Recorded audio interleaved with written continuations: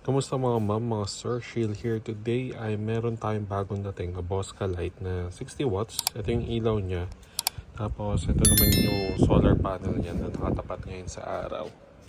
And currently charging siya. Ayan yung indicator niya. Yung ilaw na pula. And i-install natin siya sa mga susunod na araw dito sa area na to. Dito ko siya ilagay banda. Dahil yung ilaw na yan ay hindi na gumagana, may problema sa wiring. So instead na ipaayos ko, kakapitan ko na lang ng solar light dito.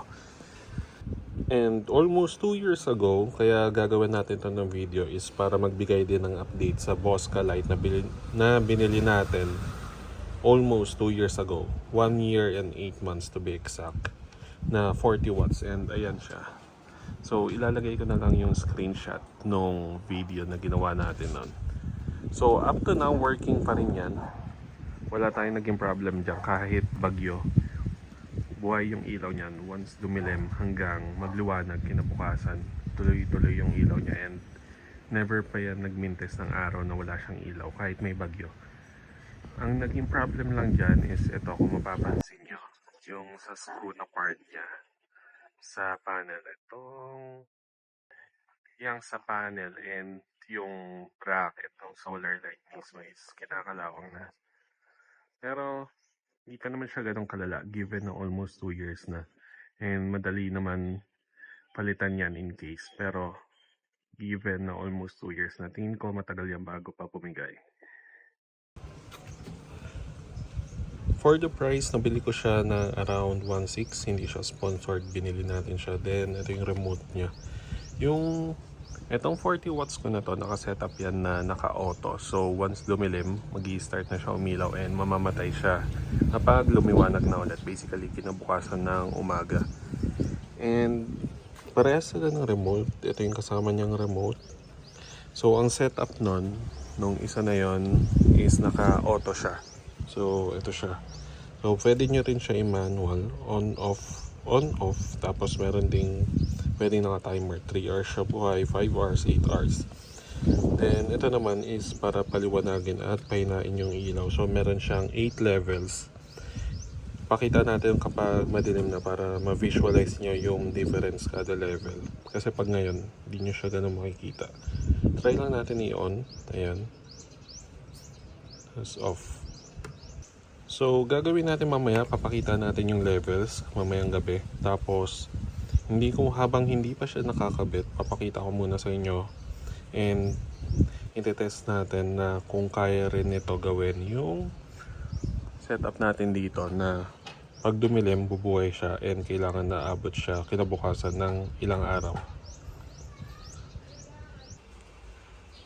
Ito pala yung box niya. Ito yung sa solar panel. Then, yun naman yung sa ilaw. So, dun sa previous video natin ng Bosca, yung 40 watts, meron din akong binili that time na ibang brand na Bosca din. And, makikita nyo yung quality difference ng Bosca dun sa isa na yun. Ginawa natin ng comparison before natin ibalik yung isang brand. So, in comparison, ng 40 watts sa Bosca, mas malaki yung solar panel nito and mas malaki din yung ilaw.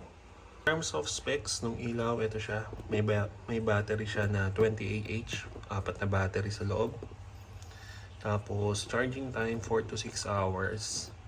Tapos working time 12 to 15 hours. So basically dapat kaya niya talaga i-cover yung buong gabi. Time check almost 9 PM. Hindi ko sure kung bakit hindi siya umilaw. Iniisip kong reason, hindi ko na auto, or isa pang reason ay naiilawan siya nung isa nating solar. Kaya hindi niya na-detect na madilim na. But try ko siya ilipat muna. Hindi natin kung ilaw.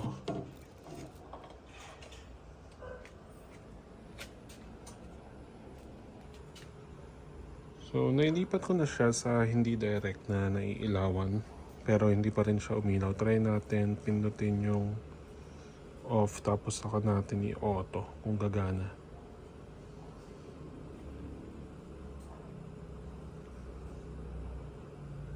Ayun. So gumagana na siya. Hindi siya naka-auto kaya hindi gumana. So tetest ulit natin kinabukasan na naka-auto. So, para lang mapakita yung level na sinasabi ko. So, ayan yung ilaw nyo ngayon. Hindi ko sure kung anong level yan.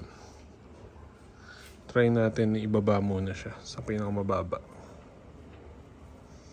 Ayan. Pag blinking na, meaning yun na yung sagad niya na level.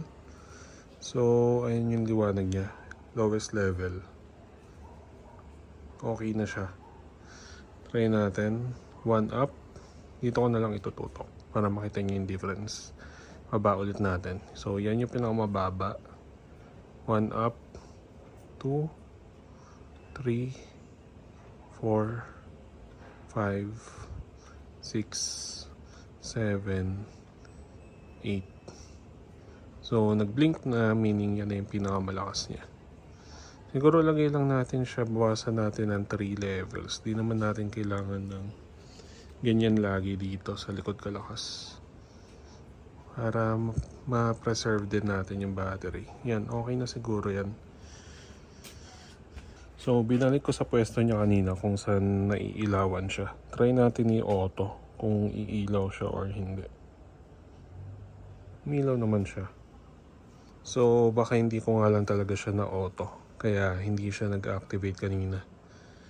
Gusto ko dito kasi iwanan para kita ng CCTV. Ma-monitor ko kung aabot siya ng umaga or hindi.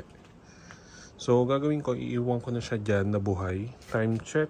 Ayan. Para maniwala kayo sa oras. 9:50 PM.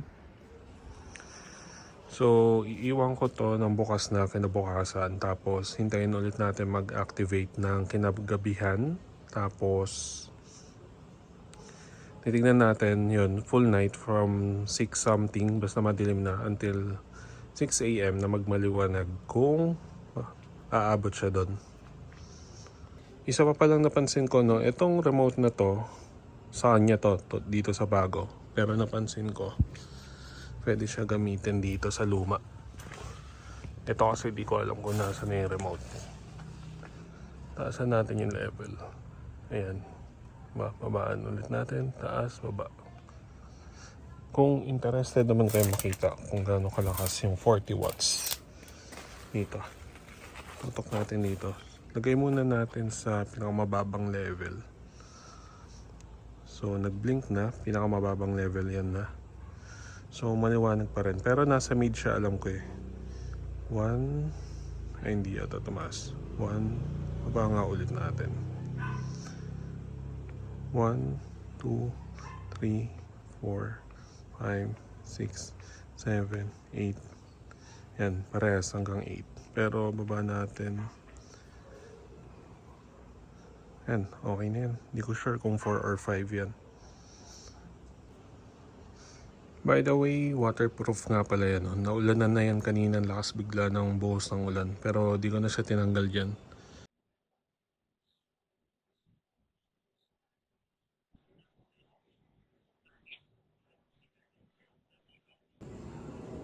So, second day na ng pag-test natin and nag-automatic siya mabuhay today ng mga 6:21 PM.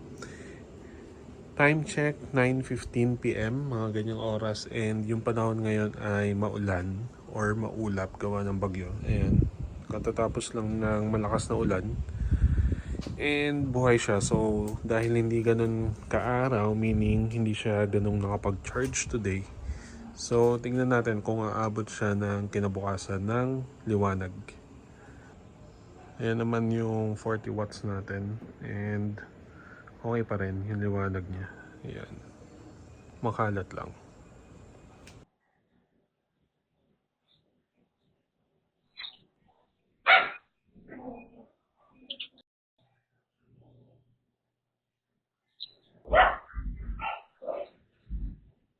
So, naikabit na natin siya. Gabi na natin siya naikabit. Actually, hapon. Inabot lang tayo ng gabi. Kasi sobrang init sa part na to ng bahay namin paghapon. Kaya medyo late na tayo nagkabit. So, straight to the point lang naman yung pagkabit sa kanya. So, dalawang bolt lang dyan. Kung saan nyo isasabit yung bracket. Yung bracket para sa akin, dun sa 40 watts, yung sa isa natin pinakita. Parang sakto lang siya, pero pagdating sa 60 watts na parang same lang yung kapal ng bracket, parang for me medyo ano na siya, mabigat para sa nipis niya. So kung tumagal na hindi okay, pwede naman tayo magpasadya ng flat bar para dyan. Then sa wire, ito lang yan, kakabit nyo lang tong dalawa na to. Tapos make sure lang na nakaikot to para mag-lock. Tapos may rubber yan sa loob para hindi pasukin ng tubig.